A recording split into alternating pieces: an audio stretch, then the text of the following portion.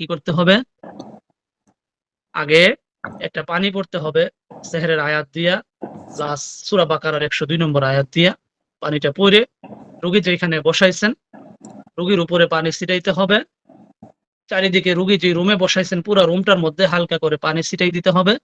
নিয়ত করতে হবে যে এই রুমের ভিতরে বা এখন এখন থেকে নিয়ে আমার কাজ শেষ হওয়ার আগ পর্যন্ত এই রোগীর শরীরে যেন কোনো জিন শয়তান কোনো কিছু করতে না পারে, সেহের করতে না পারে, দূর থেকে যেন রোগীকে কোনোভাবে কন্ট্রোল করতে না পারে, এরকম একটা নিয়ত করতে হবে। পানি পড়তে হবে, ছিটাইতে হবে, রোগীর একটু পানি খাওয়াই দিতে হবে।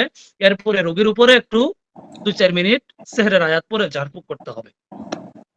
তার শরীরের সেহের গুলা আপনার কাটতে হবে। এরপরে আপনি জিন হাজির করবেন, 100% জিন হাজির হবে। এখন প্রশ্ন হলো আরেকটা,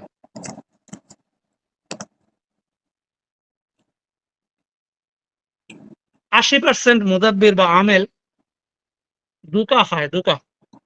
ধোঁকা বুঝছেন তো? 80% প্রায় জিন হাজির তাকে, কিন্তু মুদাব্বির ধরতে পারে না।